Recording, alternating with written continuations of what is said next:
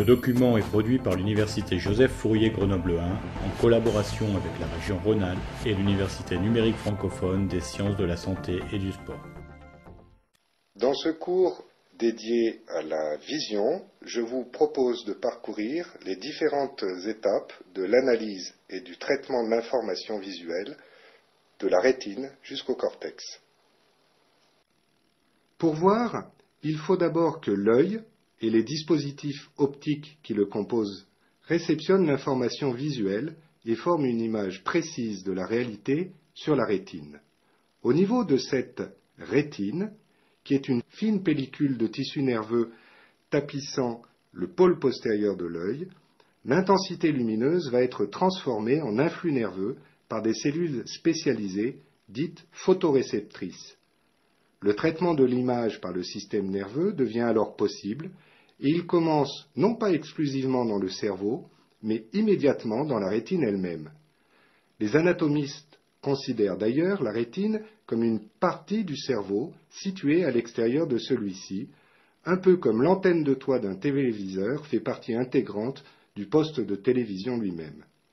Le message rétinien est alors véhiculé par le nerf optique jusqu'au cerveau lui-même, où il sera traité, en particulier, dans le cortex visuel des lobes occipitaux, qui sont situés à la partie postérieure des hémisphères cérébraux. Comme une lésion à quelque site que ce soit, le long de cette voie qui va de la rétine au cortex, entraîne des pertes de vision plus ou moins importantes, il est clair que c'est par cette voie que se fait la perception visuelle consciente chez l'être humain. Une coupe transversale de l'œil révèle que la première membrane qui est traversée par la lumière est la conjonctive. Il s'agit d'une fine membrane transparente qui couvre le devant de l'œil et se replie pour tapisser l'intérieur des paupières.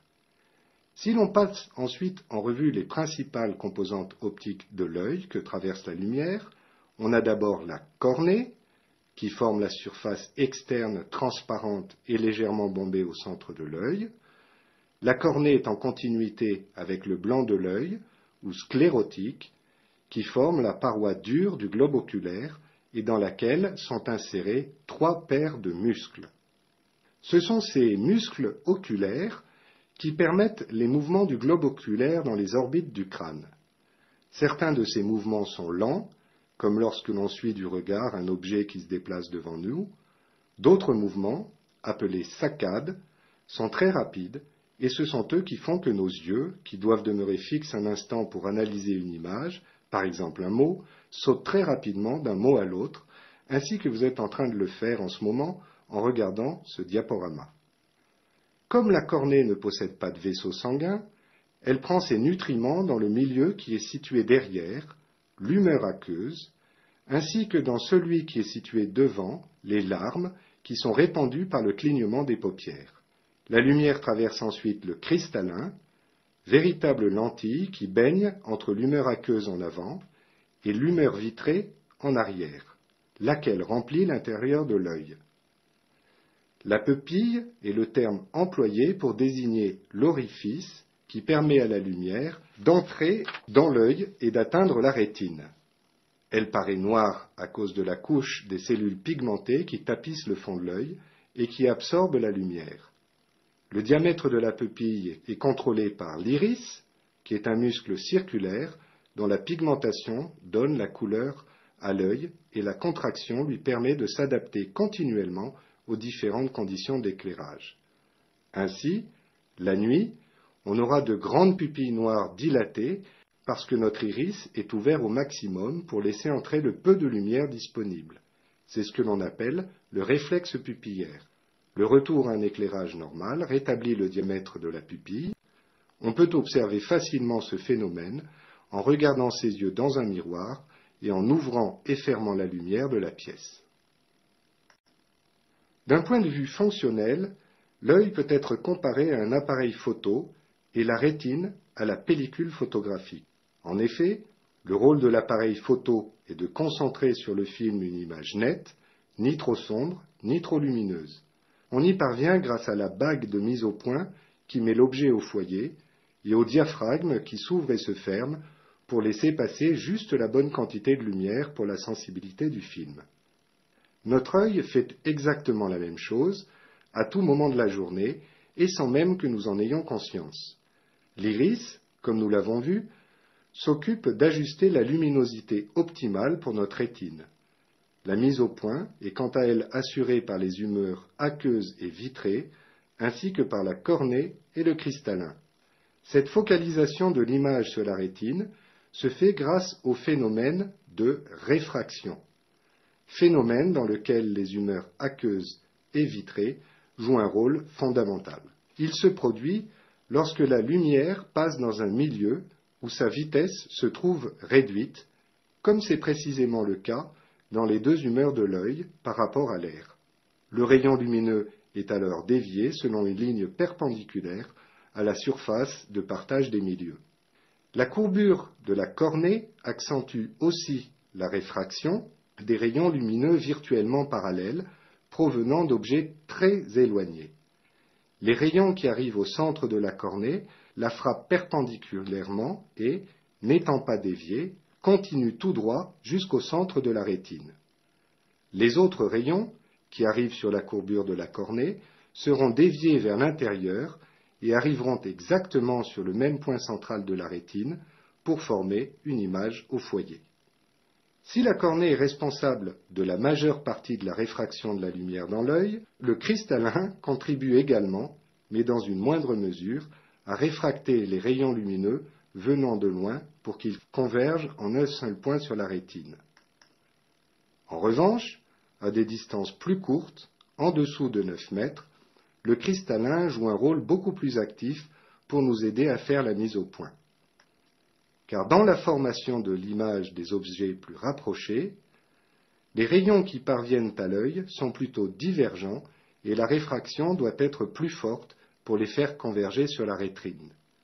Cette mise au point supplémentaire se fait par la modulation de la forme du cristallin, laquelle est rendue possible grâce à l'existence des ligaments suspenseurs du cristallin qui le lient aux muscles cilaires. Eux-mêmes sont attachés à la sclérotique et lorsque la tension sur les ligaments suspenseurs est forte, le cristallin est plus plat et donc moins convergent. À l'opposé, lorsque la tension sur les ligaments suspenseurs diminue, le cristallin tend à retrouver sa forme naturelle et devient plus bombé, donc plus convergent pour les rayons lumineux. La puissance de réfraction accrue qu'acquiert ainsi le cristallin permet la formation d'une image nette des objets rapprochés sur la rétine, un phénomène connu sous le nom d'accommodation. Ainsi, la précision de la réfraction de l'œil conditionne en partie l'acuité visuelle, qui est la capacité qu'a l'œil à distinguer deux points très proches. D'autres facteurs participent aussi à la qualité de cette acuité visuelle, dont notamment la proportion respective des cônes et des bâtonnets à un endroit donné de la rétine, cônes et bâtonnets qui sont les photorécepteurs rétiniens dont nous allons parler un peu plus loin. Le fond de l'œil est tapissé par la rétine, qui est représentée ici en pointillés rouges. Il s'agit d'une fine pellicule de tissu nerveux ayant la consistance et l'épaisseur d'un papier à cigarette, et c'est elle qui capte les rayons lumineux.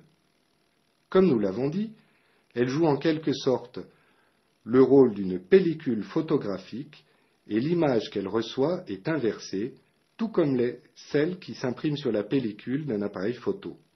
Toutefois, avec ses nombreuses couches de neurones, la rétine est beaucoup plus complexe et sensible qu'une simple pellicule photographique. Les neurones de la rétine sont en effet organisés en 3 couches principales, séparées par 2 couches intermédiaires où se font surtout des connexions entre les différents neurones. Chacun des types cellulaires de ces couches possède une répartition et des caractéristiques physiologiques qui leur sont propres. La première couche, qui est située en profondeur, contient les photorécepteurs, qui sont les seules cellules de la rétine capables de convertir la lumière en influx nerveux. On aurait pu s'attendre à ce que la couche de photorécepteurs se retrouve la première à partir de l'intérieur du globe oculaire pour recevoir la lumière en premier.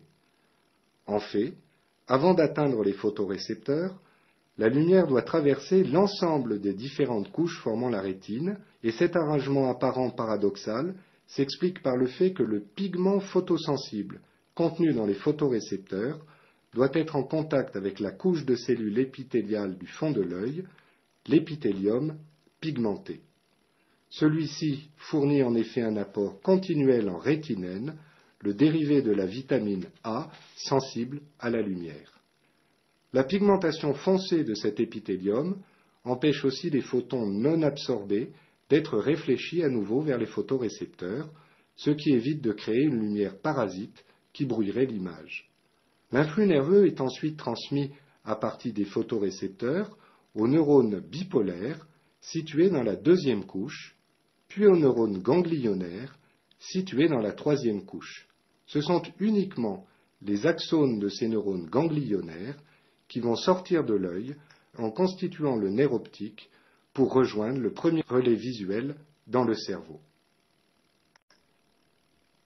À côté de cette voie directe qui va des photorécepteurs au cerveau, deux autres types de cellules participent au traitement de l'information visuelle dans la rétine.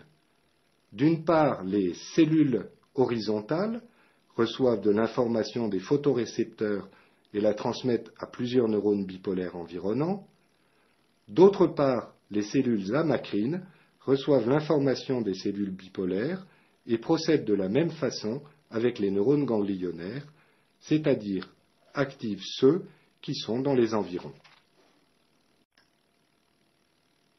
Ainsi que nous l'avons dit, la conversion de la lumière en signal nerveux qui devient compréhensible pour le cerveau s'effectue dans les photorécepteurs, et ce phénomène porte le nom de transduction du signal lumineux. Ces photorécepteurs sont formés de 4 parties. Un segment externe, un segment interne, un corps cellulaire et une terminaison synaptique. Le segment externe, imbriqué dans l'épithélium pigmenté, est formé d'un empilement de disques qui sont enchâssés dans la membrane de la cellule. C'est sur ces disques que se trouve le pigment sensible à la lumière, ou opsine, nous y reviendrons. La forme du segment externe permet de distinguer deux grands types de photorécepteurs, les bâtonnets et les cônes. Les bâtonnets présentent un long segment externe cylindrique avec de nombreux disques, tandis que les cônes ont un segment externe plus court et effilé avec relativement peu de disques. Ce plus grand nombre de disques dans les bâtonnets les rend 1000 fois plus sensibles à la lumière que les cônes. Leur sensibilité est telle qu'ils peuvent détecter un seul photon, c'est-à-dire l'unité minimum de lumière, soit une source lumineuse qui est plus d'1 milliard de fois plus faible que ce que l'on voit dehors par une journée ensoleillée. Cette sensibilité extrême à la lumière des bâtonnets dépend non seulement de leur morphologie et de leur forte concentration en pigments visuels sensibles à la lumière, mais également du type de connexion qu'ils entretiennent avec les autres cellules de la rétine. Cette sensibilité se paie néanmoins au prix d'une image imprécise et sans couleur, seuls les cônes étant sensibles aux différentes couleurs. Ainsi, quand il y a peu de lumière, comme la nuit, seuls les bâtonnets contribuent à la vision. À l'inverse, à la grande lumière du jour, ce sont les cônes qui sont les plus actifs. La transduction de l'énergie lumineuse en influx nerveux, c'est-à-dire en variation de potentiel de membrane des photorécepteurs, commence avec l'absorption de photons par le pigment photosensible appelé opsine. Dans le cas des bâtonnets, il s'agit d'une protéine appelée rhodopsine, et dans le cas des cônes, de la iodopsine. Ces pigments sensibles à la lumière sont situés sur les disques des segments externes, et lorsque la lumière les frappe, ils changent de forme, ce qui provoque une cascade de réactions chimiques dans le photorécepteur. Pour la rhodopsine, par exemple, c'est le changement de conformation d'une molécule qui lui est attachée, le rétinène, qui va déclencher la transduction. Le changement de forme du rétinène, lorsqu'il absorbe la lumière, permet de faire passer la rhodopsine à sa forme active, la métarhodopsine 2.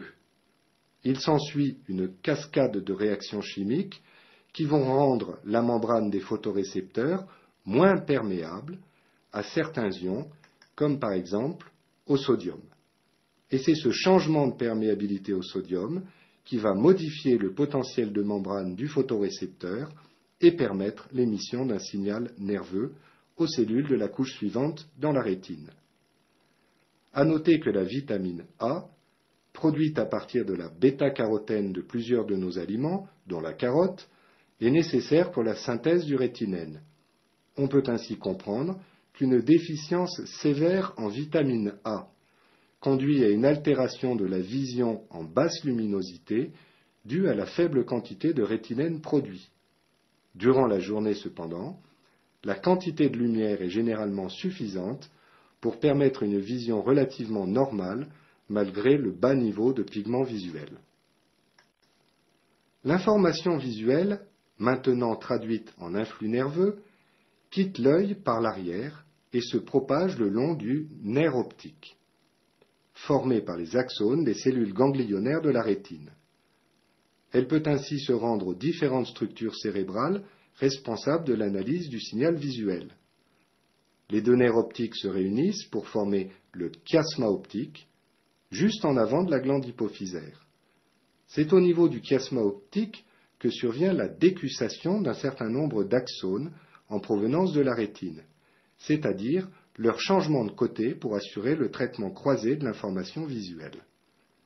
C'est ainsi que les axones en provenance du côté nasal de la rétine, par exemple gauche, vont changer de côté au niveau du chiasma optique pour faire en sorte que la moitié gauche du champ visuel soit perçue par l'hémisphère cérébral droit.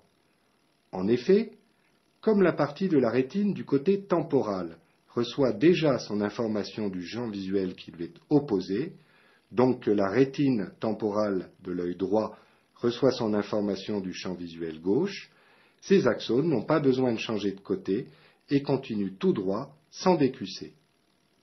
Les axones des neurones ganglionnaires cheminent ensuite dans le tractus optique et 80% d'entre eux se terminent dans le corps genouillé latéral, situé à la partie dorsale du thalamus, qui représente le relais principal de la voie qui mène au cortex visuel primaire. Les 20% restants rejoignent d'autres structures qui contrôlent par exemple l'ouverture de la pupille, ou sont impliquées dans l'orientation du regard et la perception du mouvement. Ils projettent également sur l'hypothalamus, qui est considéré comme le site majeur de notre horloge biologique interne afin de l'informer en permanence de la clarté ou de l'obscurité ambiante. Les neurones en provenance du corps genouillé latéral projettent ensuite sur le cortex visuel primaire et cette projection porte le nom de radiation optique. C'est au niveau du cortex visuel primaire que l'image va commencer à être reconstituée. Le corps genouillé latéral n'est cependant pas qu'un simple relais passif sur la voie qui va de la rétine au cortex. En effet, malgré la grande influence qu'a l'innervation en provenance de la rétine sur l'organisation du corps genouillé latéral, environ 80% des connexions excitatrices qui entrent dans le corps genouillé latéral ne proviennent pas de la rétine, mais bien du cortex visuel primaire. Le cortex visuel primaire exerce donc une rétroaction importante sur le corps genouillé latéral ipsilatéral, c'est-à-dire du même côté, et peut donc en modifier les réponses. En d'autres termes, la cible principale du corps genouillé latéral pourrait modifier en retour les réponses visuelles de ce même corps genouillé latéral. Ceci renforce l'idée que le corps genouillé latéral est en réalité le premier endroit de la voie visuelle où des états mentaux particuliers peuvent influencer notre perception visuelle. Le cortex visuel primaire, aussi appelé cortex strié ou simplement V1, se situe dans la partie la plus postérieure du lobe occipital du cerveau. En fait, une grande partie du cortex visuel primaire n'est pas visible quand on regarde le cerveau de l'extérieur, parce qu'elle se trouve de chaque côté de la scissure calcarine à la partie interne de l'hémisphère cérébral. Cette scissure est bien visible sur une coupe sagittale passant entre les deux hémisphères cérébraux, comme cela est représenté à gauche. Le cortex visuel primaire correspond aussi à l'ère 17, décrite par l'anatomiste Brodmann au début du XXe siècle. Le cortex visuel primaire est le premier relais des voies visuelles où l'information en provenance des deux yeux est combinée. Autrement dit, une même cellule peut maintenant réagir autant à des stimuli présentés à un œil qu'à l'autre. Comme pour d'autres systèmes sensoriels, ou même pour le système moteur, il existe dans le cortex visuel une correspondance entre la disposition des éléments du champ visuel qui tombent sur la rétine et leur disposition à la surface du cortex. Pour le système visuel, on parle de rétinotopie, puisque c'est la rétine qui sert de référence aux cartes corticales des différentes aires visuelles. Dans ces cartes rétinotopiques, les points de plus grande discrimination visuelle, en l'occurrence la fovea, ont une représentation disproportionnée par rapport au reste de la rétine. La fovea est la partie de la rétine constituée exclusivement de cônes, où l'acuité visuelle est la meilleure. Lorsque l'on regarde au travers de la pupille le fond de l'œil au moyen d'un appareil appelé ophtalmoscope, on observe au centre de la rétine une zone plus sombre, la macula, qui est pratiquement dépourvue de vaisseaux sanguins afin d'optimiser la vision centrale, par opposition à la vision périphérique. La fovea est située au centre de la macula et se présente sous la forme d'une petite dépression créant une tache noire d'environ 2 mm de diamètre. La correspondance de cette partie centrale de la rétine dans le cortex visuel occupe toute la partie postérieure de V1, alors que toute la région périphérique du champ visuel est analysée dans la région antérieure restante. À noter qu'en plus de la projection contralatérale de l'information visuelle, c'est-à-dire par exemple de l'information visuelle présente dans le champ visuel droit sur le cortex visuel primaire gauche, il existe une projection de l'information présente dans le champ visuel supérieur sur le cortex visuel inférieur sous-calcarinien, et vice-versa. Dans le cortex visuel, les corps cellulaires des neurones sont répartis en 6 couches, qui sont typiques du néocortex des primates. Dans cette fine enveloppe de matière grise d'environ 2 mm d'épaisseur, les 6 couches sont numérotées de 1 à 6 en chiffres romains, en commençant par la couche la plus superficielle, c'est-à-dire la couche qui touche les méninges. Chacune de ces couches se distingue à la fois par le type de neurones qui s'y trouvent et par les connexions que ces neurones entretiennent avec d'autres régions du cerveau. La couche 1 contient très peu de neurones, elle est formée des axones et des dendrites, des cellules des autres couches. Les cellules pyramidales se retrouvent dans plusieurs couches et constituent le seul type de neurones qui envoie des axones en dehors du cortex. Les couches 3, 5 et 6, riches en cellules pyramidales, sont par conséquent des voies de sortie du cortex visuel.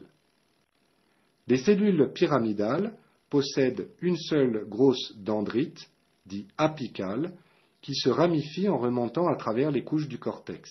Elles possèdent également d'autres dendrites qui partent de la base de la cellule et, bien entendu, un axone qui peut être très long pour rejoindre des régions très éloignées du cerveau. Le cortex visuel primaire envoie une forte proportion de ses connexions au cortex visuel secondaire, ou V2, qui est formé par les aires 18 et 19 de Brodmann. Bien que la plupart des neurones de l'aire visuelle secondaire aient des propriétés semblables à celles des neurones de l'aire visuelle primaire, plusieurs s'en distinguent en répondant à des formes beaucoup plus complexes. Cette organisation hiérarchique entre un cortex primaire et des cortex secondaires n'est pas le seul apanège du cortex visuel et elle se retrouve à plusieurs endroits dans le cerveau, que ce soit dans le cortex sensitif, moteur ou auditif. Les aires secondaires de ces différents cortex convergent ensuite vers des zones dites associatives. Celles-ci ont un niveau de traitement plus global de l'information. Elles associent progressivement des signaux en provenance d'autres modalités sensorielles pour faire émerger une représentation intégrée et multisensorielle du monde.